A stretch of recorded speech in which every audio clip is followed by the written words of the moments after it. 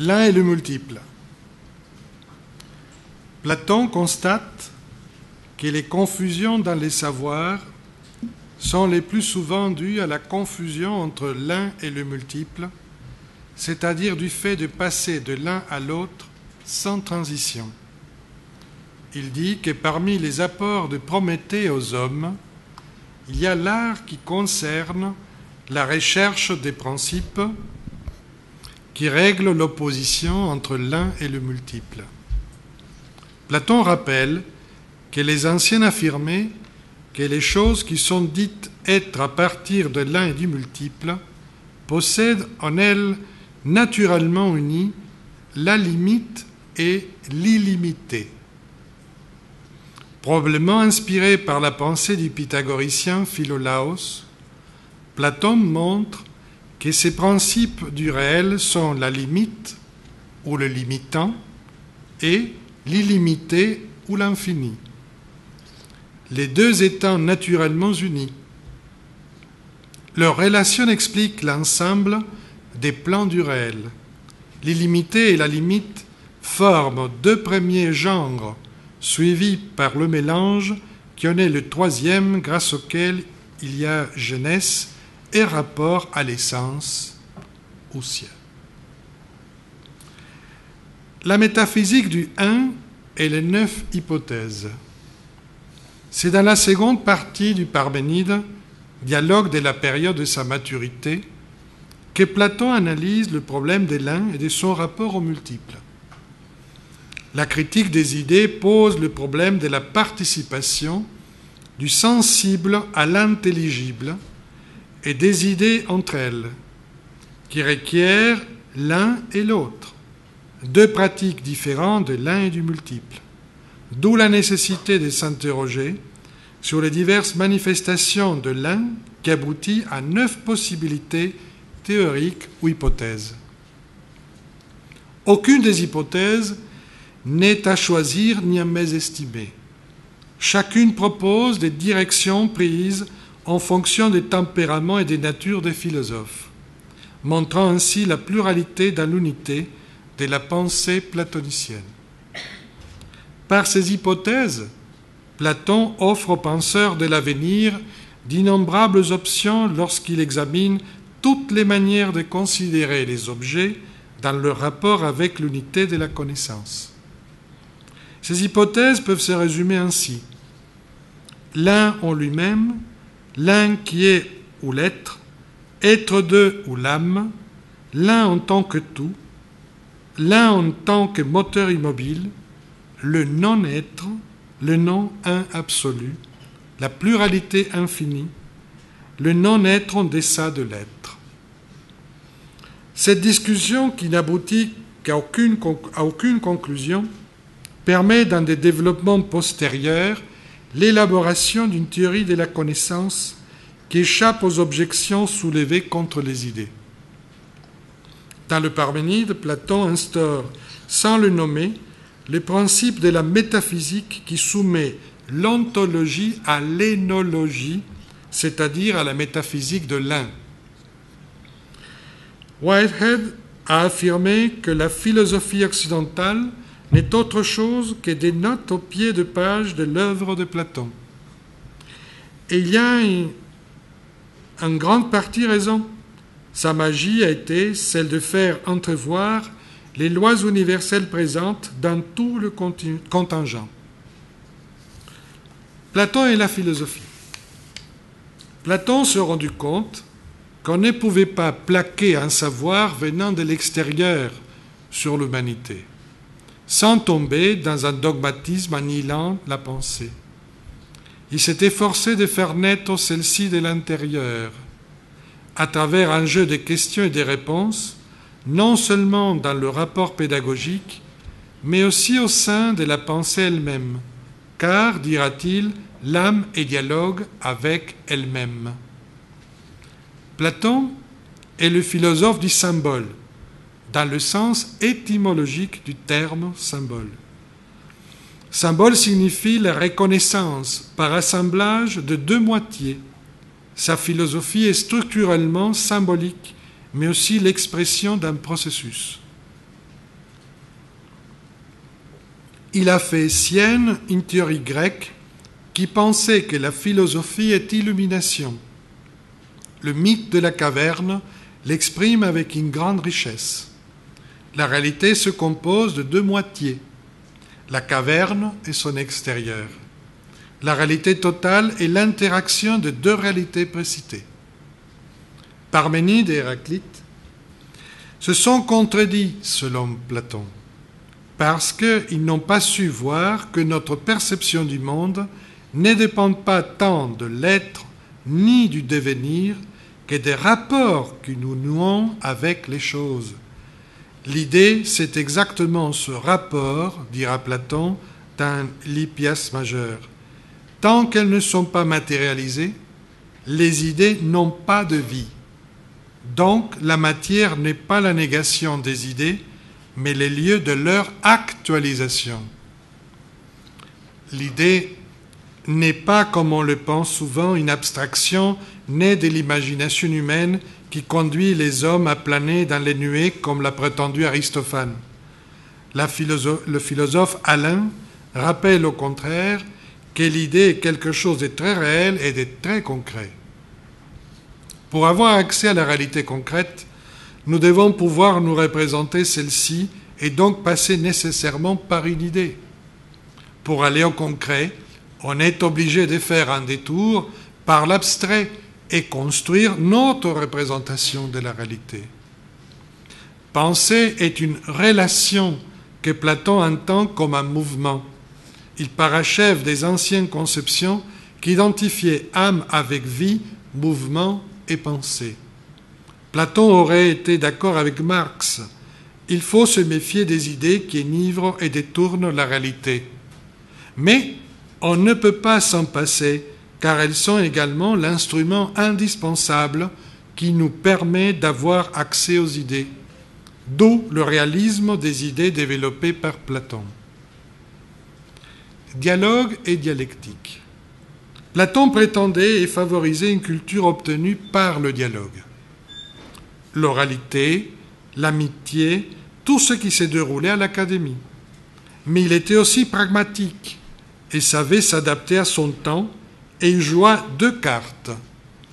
Il favorisa la culture de l'oralité, qu'il transféra d'une certaine manière à l'écriture, car il s'est rendu compte que les nouveaux temps allaient de pair avec l'écriture.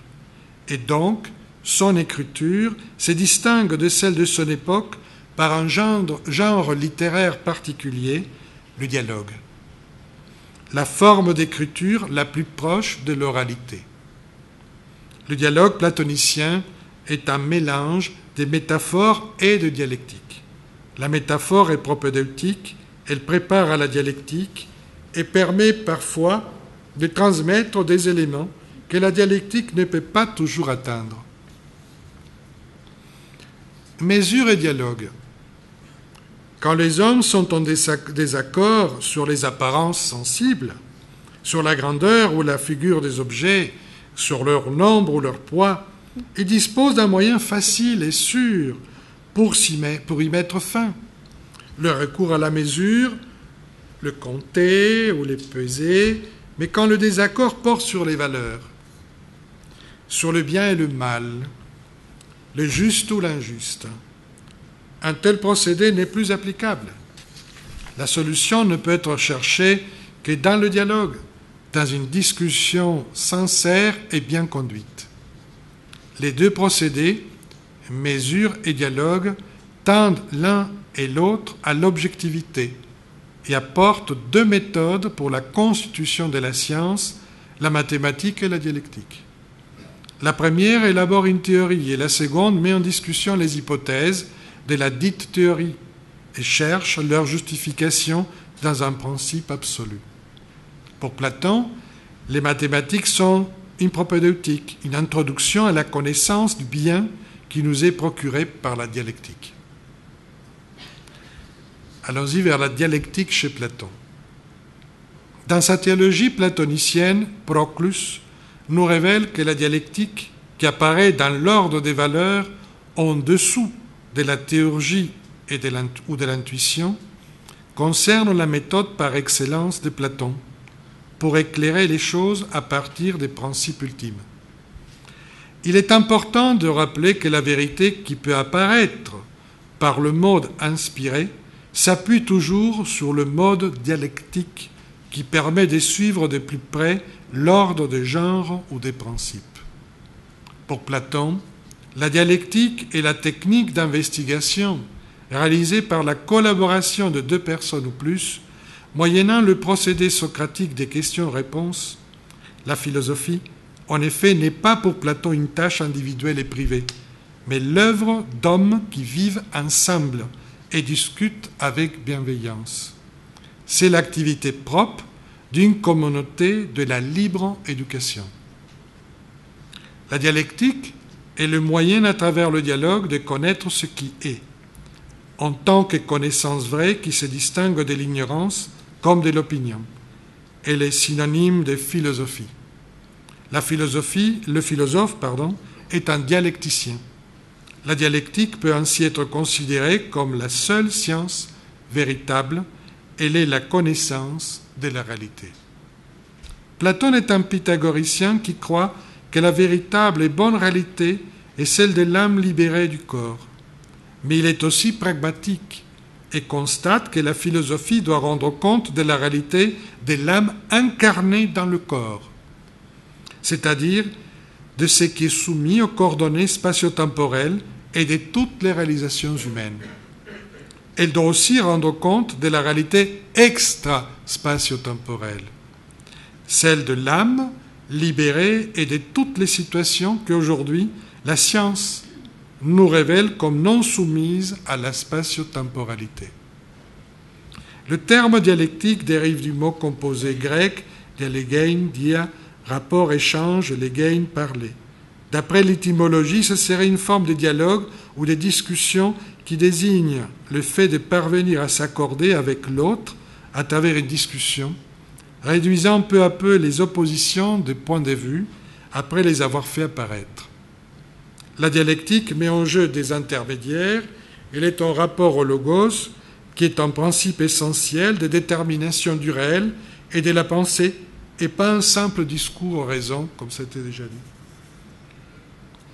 La dialectique est surtout une catégorie technique de la philosophie. On ne peut s'attendre à la rencontrer que dans le cadre des systèmes philosophiques déterminés, pourvus à chaque fois d'une définition particulière. En fonction des auteurs, elle varie, comme on le voit chez Platon, Aristote, Kant, Hegel ou Marx. La dialectique de Marx est le contraire direct de la dialectique de Hegel. Elle n'est plus en effet une dialectique de l'idée, du concept, finalement de la conscience, mais une dialectique du matérialisme qui veut faire régner le primat du réel sensible sur sa connaissance ou le primat de l'existence sur la pensée. En ce sens, la dialectique n'est plus la reconstitution d'un mouvement idéal, elle est la connaissance d'un mouvement réel au sens large. Même en renversant la théorie dialectique de Hegel, en voulant la dépouiller de sa mystique pour ne garder que le rationnel, cette forme de dialectique en exprime un nouvel avatar. Continuité et diversité de la dialectique. Malgré les variations de la notion, le fait même que l'on retrouve la catégorie de la dialectique dans des systèmes très différents et même incompatibles nous indique qu'elle doit avoir aussi une valeur générale hors du cadre de tout système particulier. Mais la diversité des sens qu'elle revêt en 24 siècles, malgré la diversité des sens qu'elle revêt en 24 siècles, on constate une certaine continuité qui n'est pas nécessairement progressive. Nous pouvons déterminer un champ conceptuel qui se perpétue dans son odyssée malgré la diversité d'approches. J'en ai trouvé 6. La question des rapports entre le réel et le pensé qui est posée. L'idée de la progression de mouvement, elle décrit toujours un passage d'un terme réel ou pensé à un autre. Il n'y a pas de dialectique immobile. L'idée d'une réciprocité entre les termes qu'elle relie. L'idée d'un processus complexe qui relie d'un même mouvement l'identité et l'altérité de ces éléments, le même et l'autre, et parce qu'elle les comprend l'un par l'autre. Le conflit que la dialectique engendre peut être présenté sur deux modes antagonistes, contradiction ou différence. La catégorie de la totalité, en elle se jouent les problèmes de la dialectique. C'est en effet à ce niveau que sont déterminés le contenu et la forme du processus dialectique. On est d'accord de dire avec Étienne Balibar et Pierre Macheret dialectique de la contradiction ou dialectique de l'être, dialectique de la différence ou dialectique du non-être, assez si près que, malgré les apparences, l'une n'est pas le contraire même direct de l'autre. Comme dit le philosophe Bertrand Vergely, depuis Hegel, la dialectique a été à l'origine de toutes les grandes idées qui ont animé la modernité. Si aujourd'hui nous vivons dans un monde de communication, c'est parce qu'il a jailli l'idée que tout dialogue avec tout. Si par ailleurs la société a progressé, c'est parce qu'on a reconnu le caractère positif de certains changements comme de certaines ruptures. Je vous remercie.